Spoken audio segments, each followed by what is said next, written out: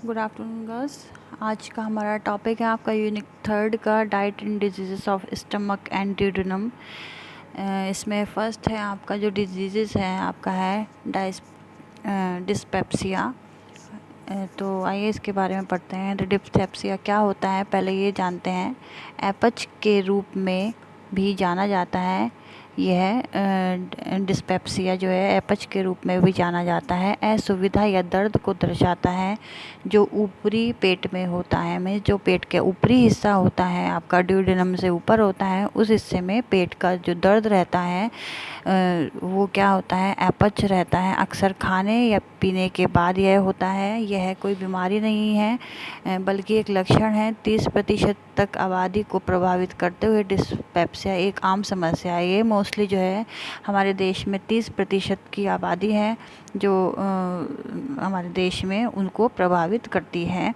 सामान्य लक्षणों में क्या होता है, इसमें सूजन हो जाती है आपके स्टमक में या ड्यूडेनम में, बेचैनी होती है, बहुत अधिक भरा हुआ महसूस होता है कुछ भी या खाने या पीने के बाद, मतली जैसे जी मिचलाता है हर टाइम, और गैस शामिल है। 30% तक आबादी को प्रभावित करते हुए डिस्पेप्सिया एक आम समस्या है। सामान्य लक्षणों में सूजन, बेचैनी, बहुत अधिक भरा हुआ महसूस होना, मतली होना और गैस इसमें शामिल होता है।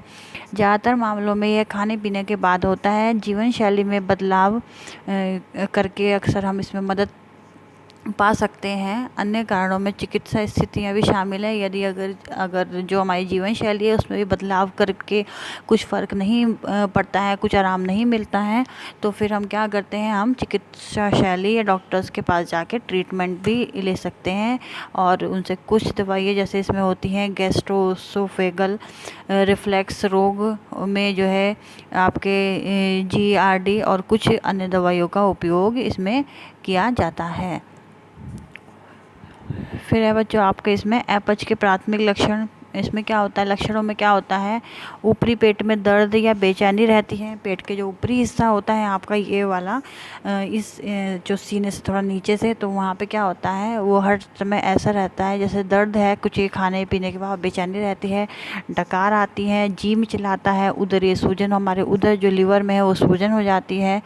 और भोजन की थोड़ी मात्रा शुरुआती तृप्ति खाने के बाद पूर्ण महसूस। अगर हम भोजन थोड़ा सा भी खा लेते हैं, हमें भूख तो लगती है लेकिन हम भोजन थोड़ा सा भी खाएंगे तो उसमें क्या होता है, शुरुआत में ही 1-2 बाइट के बाद ऐसा लगता है कि हमने बहुत सारा खाना खा लिया है और हमारा पेट जो है फूल गया है। यदि किसी व्यक्ति में निम्न में से एक से अधिक लक्षण हैं तो डॉक्टर अपच का निदान करेगा। मीन्स यदि अगर इनमें से अगर कोई लक्षण है तो भी हम डॉक्टर के पास जा सकते हैं। फिर आपका है पाचन तंत्र से दर्द संबंधित। अगर इन सब से जो है, जो अब मैं आपको बता रही हूँ, इन सब बीमारियों ये सब लक्षण अगर होते हैं पर्सन को या पेशेंट को, अगर इन सब से ये सब लक्षण हैं तो आप डॉक्टर के पास जाके इस बीमारी का निदान करा सकते हैं। फर्स्ट है आपका पाचन तंत्र से संबंधित दर्द। पाचन तंत्र में जलन होती है, खाने के बाद भरा हुआ महसूस होना, खाने के दौरान बहुत जल्दी भरा हुआ महसूस होना, व्यक्ति सूजन और मतली का अनुभव कर सकता है।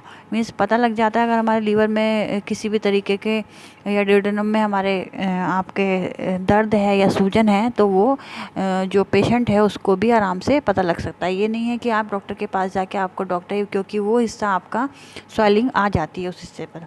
फिर आपके इसमें उपचार। अपच के लिए उपचार कारण और गंभीरता पर निर्भर करता है। मीन्स जो अपच है, इंडाइजेशन है, वो आपका जो उपचार है उसका कारण मीन्स किस रीज़न से है और कितना गंभीर है, कितना पुराना है, कितना सीरियस है, उस पर निर्भर करता है। अक्सर एक अंतर्निहित स्थिति का इलाज करना या किसी व्यक्ति की दवा को बदलना अपच को कम करेगा। मीन्स एक अगर हम डॉक्टर के पास जाएंगे, हो सकता है डॉक्टर दवा बदल दे या फिर जो इलाज की स्थिति है उसको चेंज कर दे, कुछ बदलाव बताए, एक्सरसाइज बताए या खाने का ढंग बताए या खाने में बदलाव करवाए या फिर दवाई में बदलाव करे। आपके हल्के और संक्रमण लक्षणों के लिए जीवन शैली में बदलाव से मदद मिल सकती है। जो अगर थोड़ा बहुत ही स्टार्टिंग होती है आपके यहाँ पर किसी को भी या कि पेशेंट में अगर स्टार्टिंग है, थोड़ा सा उसे महसूस हो रहा है ये चीज़ें, तो हो सकता है थोड़ी सी लाइफस्टाइल चेंज करके भी उसे अपने जो ये बीमारी है उसमें आराम मिल सकता है। इसमें क्या क्या शामिल है, फर्स्ट है आपका तले हुए भोज्य पदार्थ, चॉकलेट, प्याज और लहसुन जैसे ट्रिगर खाद्य पदार्थों के सेवन को टालना या सीमित करना। मीन्स जितने भी तले हुए पदार्थ हैं जो एसिडिटी या गैस बनाते हैं, जैसे आपका चॉकलेट भी हो गया, ये भी एसिडिटी गैस में, प्याज और लहसुन जैसे ट्रिगर तेज खाद्य पदार्थों के सेवन को टालना, या फिर जो है एक लिमिटेड अमाउंट में लेना, कभी कभी ले लिया, इतना हम कर सकते हैं। सोडे के बजाय पानी पीना। बहुत से लोग वैसे होते हैं कि मार्केट में गए, प्यास लगी, सोडा लेके पी लिया, उसके बजाय हमें पानी का सेवन करें, क्योंकि सोडा क्या होता है, हमारे जो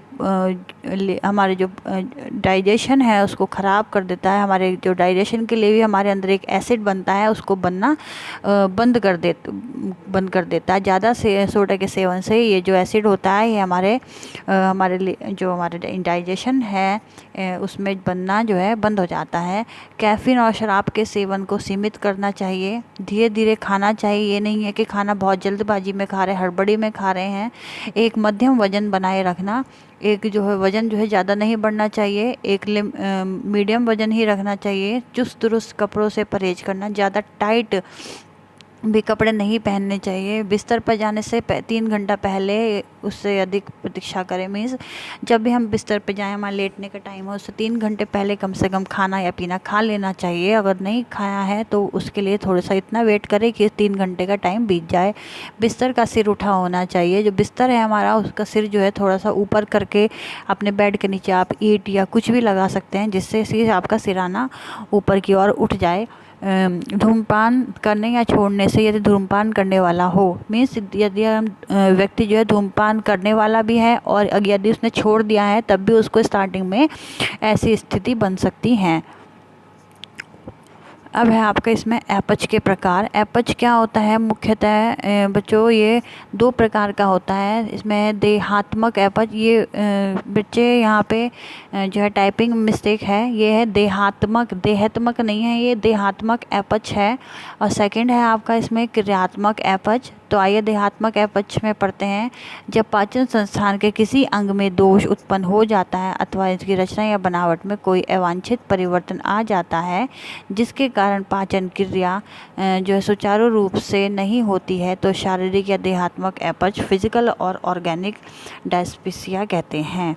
तो इसमें क्या होता है बच्चों, जो हमारा पाचन तंत्र है उसमें उसके किसी अंग में, लीवर में या फिर अंदर हमारे इसमें आपके ड्यूडेनम में कुछ भी चेंजेस आ जाते हैं, स्वेलिंग आ गई, या कोई आपके इसके अंदर कोई जो नसें होती हैं उनकी कोई ब्लॉक हो गई है, किसी तरीके से रुकावट आ गई है, तो इसमें क्या होता है, आपकी रचना में उसमें चेंज आ जाता है, वांछित परिवर्तन जो कि नहीं आना चाहिए, जिसके कारण जो आपकी पाचन क्रिया है, ऑब्वियस सी बात है, जो डाइजेशन की क्रिया है वो इससे प्रभावित होगी। और क्या होगा इसमें, जो जिसके कारण पाचन क्रिया सुचारू रूप से हमारी नहीं हो पाएगी, तो उससे क्या होगा, शारीरिक या देहात्मक अपच इसको कहते हैं। फिर सेकंड है आपका इसमें क्रियात्मक अपच। जब पाचन संस्थान की रचना एवं बनावट में कोई परिवर्तन नहीं होता, तब उसे क्रियात्मक अपच कहते हैं। मीन्स जो भी आपका अगर किसी भी तरीके का आपके मतलब जो आपका इंडाइजेशन है लीवर में या किसी भी अंदर ऑर्गन्स में, कोई ड्यूडेनम जितने भी ऑर्गन्स होते हैं उसमें कोई परिवर्तन नहीं है, तो क्या होगा, उसे हम क्रियात्मक अपच यानी फंक्शनल डिस्पेसिया कहते हैं।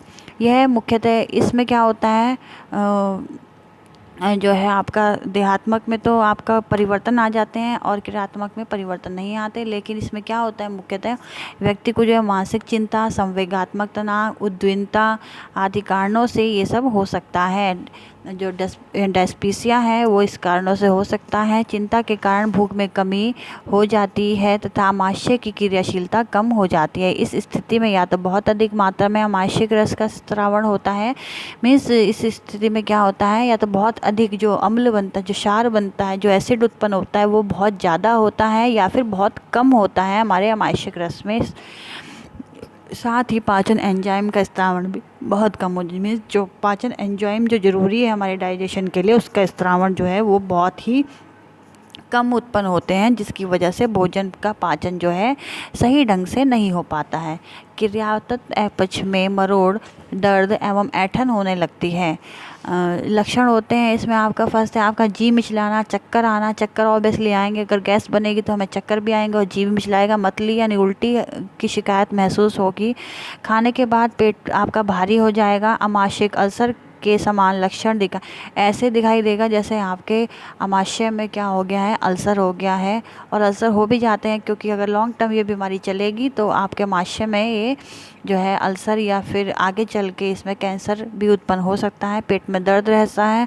आमाशय में हाइड्रोक्लोरिक अम्ल जो कि एसिड होता है, वो जो आपके डाइजेशन में जो है प्रभावित करता है आपके डाइजेशन को, उसकी अम्लता जो है बढ़ जाती है। तो इसलिए डायस्पेप्सिया जो होता है एक कोई बीमारी नहीं है, किसी लॉन्ग टर्म मतलब कोई सीरियस बीमारी नहीं है, लेकिन ये क्या होता है हमारे खाने के अगर हम ढंग से नहीं खाएंगे, ज़्यादा बाहर का खाना खाएंगे तो भी ये बीमारी आपकी उत्पन्न हो जाती है। ओके गर्ल्स, अगर आपको इस टॉपिक में कोई भी प्रॉब्लम है, कोई समस्या है, तो आप मेरे से जूम मीटिंग में डिस्कस कर सकते हैं। Okay girls, bye.